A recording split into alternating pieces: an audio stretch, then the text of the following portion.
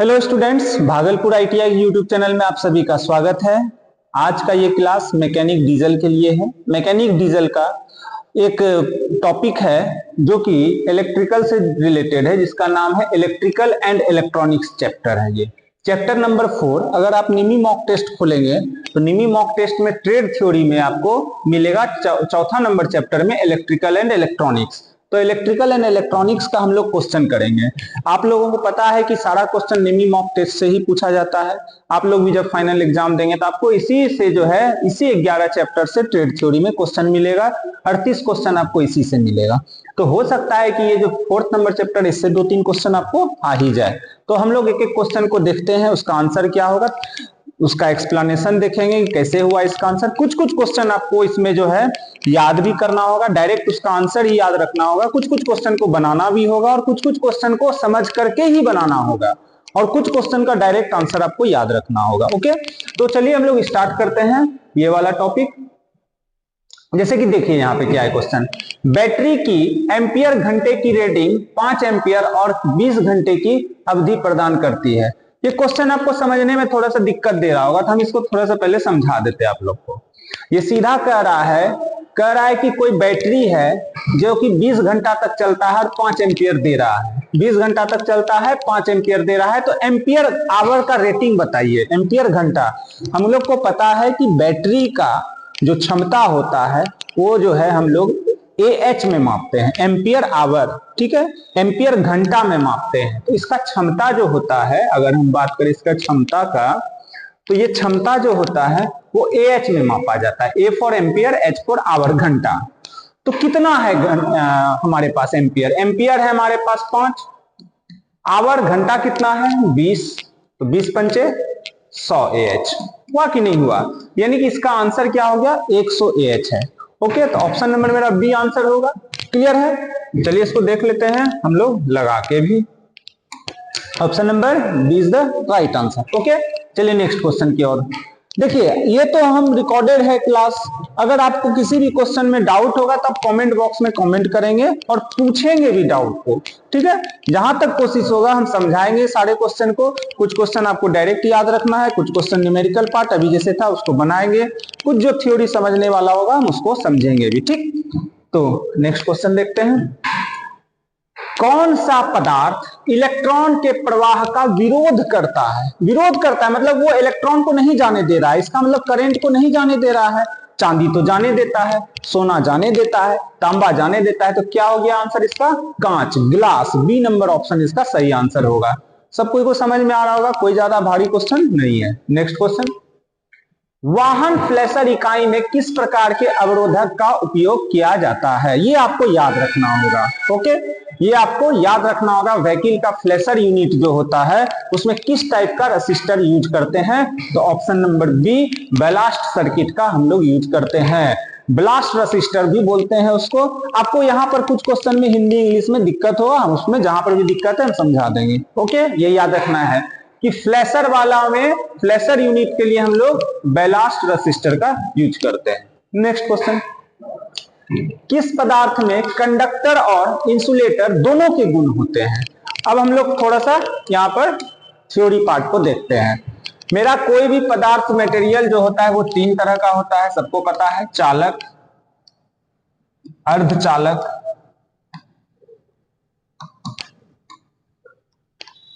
और अचालक। मतलब क्या हो गया? कंडक्टर, इंग्लिश में सेमी कंडक्टर, और तीसरा क्या हो गया? इंसुलेटर। तीसरा क्या हो गया? इंसुलेटर। 3 तरह का क्या बता रहे हैं? चालक, अर्धचालक और अचालक। कोई भी पदार्थ 3 प्रकार का होगा, या तो वो चालक ही होगा, या तो वो अर्धचालक ही होगा, या तो अचालक। चालक मतलब जिससे करंट पास हो जाए, जिससे करंट प्रवाहित हो जाए। अचालक का, इंसुलेटर का मतलब जिससे करंट नहीं जाए। सीधा सीधी बात हो गया। अचालक हो गया जैसे लकड़ी, प्लास्टिक, फाइबर। चालक हो गया तांबा, लोहा, सोना, चांदी, एल्यूमिनियम सब। अर्धचालक क्या हो गया? जिसमें दोनों का गुण हो, चालक का भी गुण हो और अचालक का भी। मतलब क्या? चालक का गुण हो गया करंट जाने देना, और ओ चालक का गुण या करंट नहीं जाने देना। ये क्या मतलब हुआ? मतलब दोनों का गुण है, मतलब थोड़ा थोड़ा करंट पास कराएगा। और इसका सबसे बेस्ट एग्जांपल क्या है? सिलिकॉन और जर्मेनियम। इसका सबसे अच्छा एग्जांपल है सिलिकॉन और जर्मेनियम। ठीक है, ये बात यहां तक समझ में आ गया है। तो यहां पर इसके हिसाब से मेरा क्या है क्वेश्चन? किसी पदार्थ में कंडक्टर और इंसुलेटर दोनों के गुण होते हैं, दोनों का गुण किसमें होगा भाई? तो ऑप्शन नंबर सी, सेमीकंडक्टर या अर्धचालक में होगा। क्लियर है? चलिए, सही आंसर। नेक्स्ट क्वेश्चन की ओर बढ़ते हैं। अर्धचालक पदार्थ किस घटक द्वारा बनाया जाता है? देखिए, आप लोग का मैकेनिक डीजल है और ये सब थोड़ा इलेक्ट्रिकल का चीज है, इलेक्ट्रिशियन का है, तो थोड़ा सा दिक्कत हो सकता है, लेकिन आप लोग थोड़ा थोड़ा ध्यान रखेंगे तो याद हो जाएगा। अर्धचालक पदार्थ जो मेरा बनाया जाता है जिस सेमीकंडक्टर मटेरियल, उसका नाम है ट्रांजिस्टर मेरा। क्लियर है? नेक्स्ट क्वेश्चन की ओर बढ़ते हैं। केबलों में रंग कोड का उद्देश्य क्या है? कह रहा है कि केबल में कलर जो हम लोग कोड लगाते हैं किस पर्पस के लिए लगाते हैं? किस पर्पस के लिए लगाते हैं? कह रहा है कि रंग वोल्टेज रेटिंग को संदर्भित करता है, प्रत्येक सर्किट की आसान पहचान, रंग करंट रेटिंग को संदर्भित करता है, तार के आकार को। कुछ नहीं है, सिंपल बात है, कलर वाला जो केबल है बहुत सारा, उसमें कोड जो रहता है ताकि हम उसको आइडेंटिफाई कर सके सही से, मतलब easy identification of each circuit, प्रत्येक सर्किट का आसानी से हम लोग पहचान कर सकें। ओके, नेक्स्ट क्वेश्चन देखिए, यहां ध्यान से देखिए इस सर्किट को। क्लोज सर्किट में सॉफ्ट आयरन बार का क्या प्रभाव होता है? थोड़ा सा फिर हम लोग यहाँ पे थ्योरी को देखेंगे। क्या है थ्योरी यहाँ पर? कि एक क्वाइल लपेटा हुआ है, एक अगर हम एक समझ लीजिए नर्म लोहा, सॉफ्ट आयरन, एक लोहा का छड़ ले लिए, उसके ऊपर क्या किया? तांबा का क्वाइल इस तरह से लपेट दिए। ठीक है, इस तरह से लपेट दिए और इसमें हम लोग सप्लाई दे दिए। मान लो इसमें हम लोग सप्लाई दे दिए, सप्लाई इसमें दे दिए हैं, ठीक है, बैटरी से दे दिए मान लो सप्लाई। तो इसमें जैसे ही करंट जाएगा तो ये एक मैग्नेट के तरह काम करता है और इस मैग्नेट को हम लोग कहते हैं इलेक्ट्रोमैग्नेट, विद्युत चुंबक कहते हैं, क्योंकि ये करंट से हम लोग, विद्युत से हम लोग बनाए हैं चुंबक, इसलिए इसको क्या कहते हैं हम लोग? विद्युत चुंबक। तो जब विद्युत चुंबक हो जाएगा तो इसमें कौन सा इफेक्ट आएगा? तो चुंबकीय प्रभाव, मैग्नेटिक इफेक्ट आएगा कि नहीं आएगा? बात समझ में आ रहा है? कोई भी कभी भी गलती से हीटिंग नहीं मार दीजिएगा या शॉक वगैरह नहीं मार दीजिएगा या कहीं लिखा रहे इलेक्ट्रिक इफेक्ट तो नहीं मारना है, ये मैग्नेट का काम करेगा। ओके, नेक्स्ट क्वेश्चन देखते हैं। पूरी तरह से चार्ज बैटरी की विशिष्ट गुरुत्व क्या है? अब इसमें फिर हमको समझना होगा। मैं बता रहा हूं कि जो क्वेश्चन आपको समझाने वाला होगा वह उसको अच्छे से समझना है, जो डायरेक्ट होगा डायरेक्ट याद कर लेना है। ठीक है, तो हम लोग इसको देखते हैं कि बैटरी अगर चार्ज होगा तो कैसे जानेंगे? बैटरी अगर फुल चार्ज है, हाफ चार्ज है या डिस्चार्ज है? तो याद रखिएगा, अगर मेरा 1.25 से 1.28 रहा तो ये फुल चार्ज है। क्या है ये? फुल चार्ज है। अगर 1.20 से 1.25 तक रहा तो हाफ है, और अगर 1.18 से या 1.20 से कम रहा तो क्या है ये? डिस्चार्ज है। क्या है ये? डिस्चार्ज है। बात समझ में आ रहा है? बैटरी का हम लोग विशिष्ट गुरुत्व, स्पेसिफिक डेंसिटी निकालते हैं, अपेक्षिक घनत्व निकालते हैं, तो उसमें क्या होता है? हाइड्रोमीटर होता है बैटरी का। हम लोग को अपेक्षिक घनत्व निकालने के लिए, तो अपेक्षिक घनत्व के लिए जो हाइड्रोमीटर यूज करते हैं, हाइड्रोमीटर में बहुत सारा स्केल बना हुआ रहता है। वो स्केल में अगर हमको 1.25 से 1.28 दिखेगा तो फुल चार्ज है, 1.20 से 1.25 दिखा तो हाफ चार्ज है, और 1.18 से कम दिख गया तो समझिए आपका बैटरी क्या है? डिस्चार्ज है। हमको यहाँ क्वेश्चन पूछा है पूरी तरह से चार्ज बैटरी का विशिष्ट गुरुत्व क्या है? फुल चार्ज है बैटरी भाई, तो 1.25 से 1.28, तो यहाँ पर ऑप्शन मेरा देखिए किस में मिल रहा है? ऑप्शन नंबर सी में मिल रहा है। क्लियर है? सब कोई को उम्मीद है समझ में आया होगा। नेक्स्ट क्वेश्चन, सर्किट का नाम क्या है? सर्किट मेरा जो होता है 3 तरह का होता है। सर्किट कितने तरह का होता है? 3 तरह का होता है। एक सर्किट होता है क्लोज सर्किट, ठीक है, जिसको हिंदी में हम लोग बंद परिपथ कहेंगे। ठीक, ये पहला नंबर। दूसरा नंबर होता है ओपन सर्किट, जिसको कि खुला परिपथ कहते हैं, खुला परिपथ कहते हैं। ठीक है, तीसरा क्या है यहाँ पे, शॉर्ट सर्किट, शॉर्ट सर्किट जिसको कि लघु परिपथ कहते हैं। ओके, ये तीन तरह का सर्किट है। तीन सर्किट है मेरा यहाँ पे। क्लोज सर्किट किसको कहेंगे, जब आपका सर्किट क्लोज है, मतलब तार अगर यहां से जा रहा है और यहां से तार कनेक्ट है, कहीं पर भी तार खुला हुआ नहीं है, स्विच ऑन है, ठीक है, बल्ब जल रहा है, तो वैसे सर्किट को क्लोज सर्किट कहेंगे। ओके, दूसरा ओपन सर्किट, ओपन सर्किट तार जा रहा है और बीच से तार क्या है, खुला हुआ है, या स्विच ऑफ है, बल्ब नहीं जल रहा है, पंखा नहीं चल रहा है, तो वैसा सर्किट क्या है, खुला, ओपन सर्किट। तीसरा शॉर्ट सर्किट, शॉर्ट सर्किट मतलब कि आपका सर्किट शॉर्ट कर गया है, फेज और न्यूट्रल क्या है, आपस में सट गया है, तो वैसे सर्किट को हम लोग क्या कहते हैं, शॉर्ट सर्किट। तो यहाँ पर देखिए ये एक सर्किट है, यहाँ से सप्लाई जा रहा है इस तरह से, देखिए स्विच ऑन है कि ऑफ है, यहाँ पर देखिए खुला हुआ है ना, यहाँ पर क्या है, स्विच कनेक्ट है, यहाँ पे नहीं है कनेक्ट। देखिए यहाँ पे ध्यान से, जिसको अगर आप देख नहीं पा रहे हैं तो ध्यान से इसके अंदर देखिए कि ये कनेक्ट नहीं है इसके साथ। अगर यही यहाँ कनेक्ट रहता है इस तरह से तो बोलते ये क्लोज है, यहाँ पर ये क्या है, क्लोज नहीं है, ओपन है, इसलिए इसको कौन सा सर्किट कहेंगे हम लोग, ओपन सर्किट कहेंगे। क्लियर है।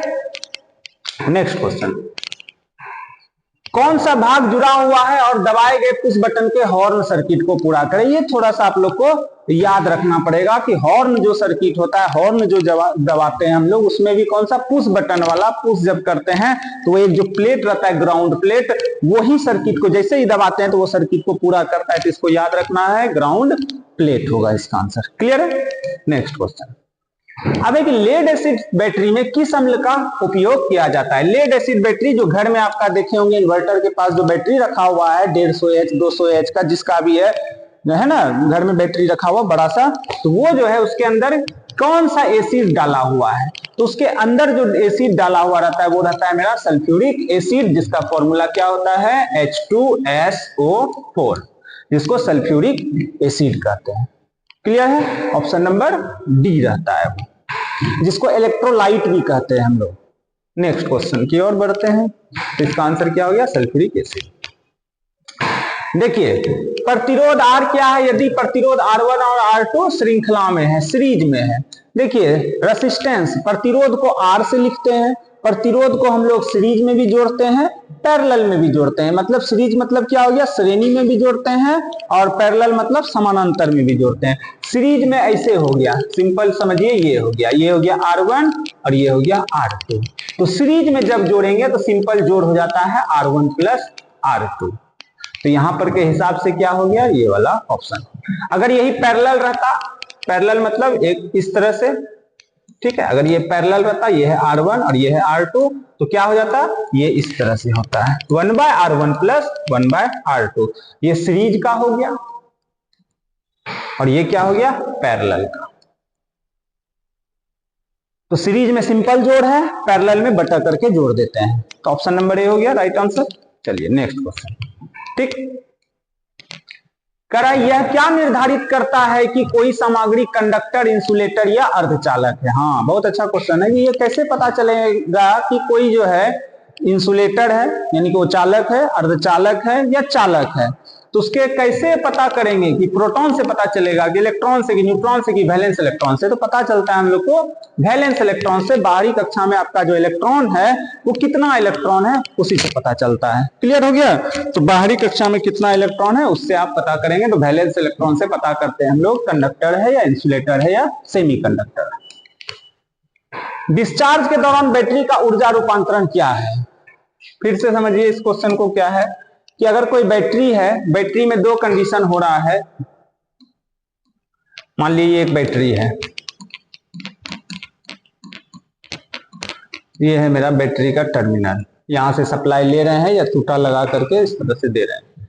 अगर बैटरी का हम बात करें, शुरू में जब चार्ज करेंगे तो यहां से जा रहा है, मान लो ये प्लस है भाई, ये है माइनस, यहां से तार अगर जा रहा है तो मेरा क्या जा रहा है, यहाँ इलेक्ट्रिक जा रहा है, इलेक्ट्रिक जा रहा है यानी विद्युत ऊर्जा जा रहा है, इलेक्ट्रिकल एनर्जी जा रहा है। इसके अंदर क्या है, एसिड वगैरह भरा हुआ है, इलेक्ट्रोलाइट भरा हुआ है, इसके अंदर जाएगा तो वो क्या बनाएगा, केमिकल एनर्जी, यानी कि इलेक्ट्रिकल से केमिकल। कब, चार्जिंग के दौरान। चार्ज जब करेंगे जब चार्ज जब करेंगे तो इलेक्ट्रिकल एनर्जी से किस में जाएंगे, केमिकल एनर्जी में। शॉर्ट लिख दिए, ई से इलेक्ट्रिकल एनर्जी, सी से केमिकल एनर्जी, यानी कि विद्युत ऊर्जा से रासायनिक ऊर्जा में बदलेगा। विद्युत देंगे, अंदर जो है रासायनिक ऊर्जा में बदल रहा है एक तरह से, ठीक। लेकिन अगर डिस्चार्ज होगा, अगर बैटरी डिस्चार्ज हो रहा है तो सप्लाई बाहर जाएगा, अब रासायनिक से क्या आ जाएगा, विद्युत में आ जाएगा, यानी कि केमिकल से इलेक्ट्रिकल एनर्जी। तो यहाँ के हिसाब से देखिए, हिंदी इंग्लिश में हो सकता है थोड़ा दिक्कत होगा। तो डिस्चार्ज कह रहा है, तो इसका मतलब है कि मेरा केमिकल एनर्जी से इलेक्ट्रिकल एनर्जी में जा रहा होगा। तो ऑप्शन नंबर सी यहां है, ठीक है, क्लियर। तो ऑप्शन नंबर सी इसका सही आंसर है। अर्धचालक सामग्री कौन सी है? अभी तुरंत हम बताए थे कुछ क्वेश्चन पहले कि अर्धचालक जो है मेरा वो दो है, जिसका नाम है जर्मेनियम और सिलिकॉन। ये दोनों क्या है, अर्धचालक है। चलिए नेक्स्ट क्वेश्चन। हाँ ये देखिए, कह रहा है कि इस मेजरिंग इंस्ट्रूमेंट का नाम क्या है। क्या नाम है इसका? सिंपल सा, कि विद्युत मापक यंत्र का नाम क्या है। इसमें देखिए बहुत सारा इस तरह से घुमाइएगा ना तो करंट नाप सकते हैं, वोल्टेज नाप सकते हैं, रेसिस्टेंस नाप सकते हैं, कंटिन्यूटी चेक कर सकते हैं, बहुत सारा चीज कर सकते हैं। ये मल्टीपर्पस है, इसलिए इसका नाम है मल्टीमीटर। अगर ए लिखा हुआ रहता तो एम्पियर मीटर ए मीटर होता, अगर भी सिर्फ लिखा रहता तो वोल्ट मीटर होता, अगर डब्ल्यू लिखा रहता तो वाट मीटर होता। क्लियर। नेक्स्ट क्वेश्चन, किस उपकरण में विद्युत आवेश को संग्रहित करने की क्षमता होती है? मतलब अगर हम उसमें एक सप्लाई दें तो उसके अंदर एनर्जी स्टोर हो जाता है, समझ में, ऊर्जा संग्रहित हो जाती है, आवेश स्टोर हो जाता है। जैसे कि हिसाब यहाँ पर क्या है, कैपेसिटर, जिसको कि जैसे एक एग्जांपल लीजिए पंखा का, पंखा में कंडेंसर लगा रहता है, उसको कैपेसिटर कहते हैं। तो उसके अंदर सप्लाई जाता है तो वो सप्लाई को क्या करता है, स्टोर कर देता है, और जब पंखा चलता है तो वो सप्लाई फिर देता है और पंखा का स्पीड बढ़ने लगता है ना। तो एक तरह से क्या हो गया कि ये कैपेसिटर क्या है, विद्युत आवेश को अपने अंदर संग्रहित करता है। मुफ्त रखरखाव वाली सीलबंद बैटरी का क्या फायदा है? मतलब इसका क्या हुआ कि कोई बैटरी है सील किया हुआ तो वो फ्री मेंटेनेंस में है, तो उसका क्या फायदा है? अगर आप घर में बैटरी रखते होंगे तो समय समय पर आपको उसमें पानी देना पड़ता होगा। कौन सा पानी? तो उसको आसुत जल कहते हैं, डिस्टिल्ड वाटर कहते हैं, एसिड डालना पड़ता होगा बार बार। लेकिन यहाँ पर क्या कर रहा है, सील बंद है। जब सील बंद है तो उसमें आपको देना पड़ेगा क्या? नहीं देना पड़ेगा। तो ऑप्शन नंबर बी को आप ध्यान से पढ़िए, चेक और डिस्टिल्ड वाटर की जरूरत नहीं है। बात समझ में आ रहा है कि अगर मेरा बैटरी सील बंद है तो ये कहां से दे पाइएगा? ये सबसे बड़ा फायदा है, जो कि हमको बार बार नहीं देना होगा। नहीं तो घर में झगड़ा होता है, तुम क्यों नहीं देखा, नहीं दिया पानी, वो सब का टेंशन खत्म। Next question, vehicle panel board पर किस विद्युत मापने के यंत्र को लगाया जाता है? ये आपको ध्यान रहेगा। गाड़ी जो रहता है, गाड़ी का जो पैनल बोर्ड रहता है उसमें कौन सा इंस्ट्रूमेंट लगा हुआ रहता है? उसमें आपका एमीटर लगा हुआ रहता है। अब ध्यान से देखेंगे तो ए लिखा हुआ मिलेगा, एम्पियर मीटर, जो एमीटर भी कहलाता है, वो करंट को मापता है। चलिए आगे बढ़े। देखिए कह रहा है किस कानून, इतना खतरनाक वर्ड लिख रहा है, किस कानून में कहा गया है कि वोल्टेज के लिए करंट अप्रत्यक्ष रूप से और प्रतिरोध के विपरीत व्युत्क्रमानुपाती होता है? ये कुछ नहीं है, सिंपल सा ओम का नियम है। ओम का नियम में हम लोग पढ़े थे V बराबर आई आर। वोल्टेज, करंट और रेसिस्टेंस का जहां बात किया, ओम का नियम होता है, ठीक। लेड एसिड बैटरी में, ये हिंदी में यहां पे देखिए गड़बड़ है, पॉजिटिव प्लेट की सामग्री क्या है? मतलब जो लेड एसिड बैटरी है, लेड एसिड बैटरी जो घर में बैटरी लगा हुआ है बड़ा वाला जितना भी है, वो सब लेड एसिड बैटरी है, क्योंकि उसमें एसिड दिया हुआ रहता है। तो उसका प्लेट किसका बना हुआ रहता है? नाम में ही लिखा हुआ है लेड एसिड बैटरी, यानी उसका प्लेट लेड का बना रहता है। लीड का यहाँ है lead peroxide, option number C, ठीक। देखिए यहाँ विद्युत प्रतीक का नाम क्या है? इस प्रतीक का नाम, इस चिन्ह का नाम क्या है? ये सिंबल किसका है? अगर मेरा ये छोटा वाला और ये इस तरह से बड़ा वाला रहता है, ऐसे सिर्फ एक रहता है, एक छोटा एक बड़ा, छोटा वाला हमेशा माइनस होगा, बड़ा वाला को हम लोग हमेशा प्लस से लिखते हैं। अगर सिंगल रहता तो ये सेल हो जाता। अगर बहुत सारा है, दो या दो से ज्यादा है, तो वो क्या बन जाएगा? वो बन जाएगा मेरा बैटरी। बहुत सारा सेल मिल करके क्या बना लेता है, बैटरी बना लेता है। अगर एक है, एक निगेटिव और एक पॉजिटिव, तो वो सेल होगा, और बहुत सारा जब मिल जाएगा, दो या दो से अधिक, तो वो क्या कहलाएगा, बैटरी कहलाएगा। यानी कि ये सिंबल बैटरी का है, सेल का कभी नहीं मारना है। ठीक, तो यहां पर क्या हो गया, बैटरी आंसर हो गया। Next question, lead acid cell में कौन सा भाग हाइड्रोजन मुक्त होता है। लेड एसिड बैटरी या सेल जो होता है, वो कह रहा है कि कौन सा पार्ट उसका जो है हाइड्रोजन के बिना रहता है, मुक्त रहता है। दो प्लेट होता है, पॉजिटिव प्लेट और निगेटिव प्लेट, तो इसका निगेटिव प्लेट जो होता है वो क्या रहता है, हाइड्रोजन का मुक्त रहता है, हाइड्रोजन इसके साथ नहीं रहता है। नेक्स्ट क्वेश्चन देखिए, यही बात है पहले ही बताए थे, चार्जिंग के दौरान बैटरी का ऊर्जा रूपांतरण क्या है। चार्ज कर रहे हैं जब हम लोग, जब सप्लाई जा रहा है बैटरी में, चार्ज करना मतलब उसमें सप्लाई दे रहे हैं, यानी कि विद्युत ऊर्जा दे रहे होंगे, अब वो अंदर में केमिकल ऊर्जा में बदल रहा होगा। तो यहाँ पे देखिए इलेक्ट्रिकल टू क्या होगा, ये होगा केमिकल एनर्जी। यहाँ पर देखिए option number B, electrical energy into chemical energy. Charging है ना, चार्ज के दौरान electrical energy into chemical energy, लेकिन हिंदी में क्या लिखा है, रासायनिक ऊर्जा में विद्युत ऊर्जा। थोड़ा सा यहाँ पे हिंदी में लग रहा है पटा होना चाहिए था, साफ साफ वर्ड में विद्युत ऊर्जा से होना चाहिए तो ठीक लगता है। यानी ऑप्शन नंबर क्या होगा, बी। इंग्लिश में देखिए electrical energy into chemical energy. देखिए लास्ट क्वेश्चन है, ध्यान से इसको, बस ठोस अवस्था स्विच के रूप में किस इलेक्ट्रॉनिक घटक का उपयोग किया जाता है। इसको आपको थोड़ा सा रटना होगा, क्योंकि आप लोग इलेक्ट्रॉनिक्स इलेक्ट्रिकल बैकग्राउंड के नहीं है। सॉलिड स्टेट स्विच में हम लोग हमेशा ट्रांजिस्टर का यूज करते हैं। ठीक है, तो ये है हमारा इलेक्ट्रिकल एंड इलेक्ट्रॉनिक्स चैप्टर का 25 क्वेश्चन। इस 25 क्वेश्चन से समझिए 3 से 4 क्वेश्चन आ जा रहा है, तो बहुत बड़ा बात है, और आप 3 से 4 क्वेश्चन सही कर पाएंगे। आप लोग हर एक चैप्टर का इसी तरह मॉक टेस्ट दीजिए, सबको 100% रिजल्ट आएगा। आपको देखिएगा कि आप बोलिएगा कि सारा क्वेश्चन इसी से था। ओके, तो चलिए ये हो गया मेरा मैकेनिक डीजल का ये चैप्टर कंप्लीट। फिर नेक्स्ट चैप्टर जो है नेक्स्ट डे आएगा, तब तक आप लोग वीडियो देखिए, इसका नोट्स बनाइए, समझिए, जो दिक्कत है कमेंट बॉक्स में पूछिए। फिर मिलते हैं नेक्स्ट वीडियो में। Okay, thank you.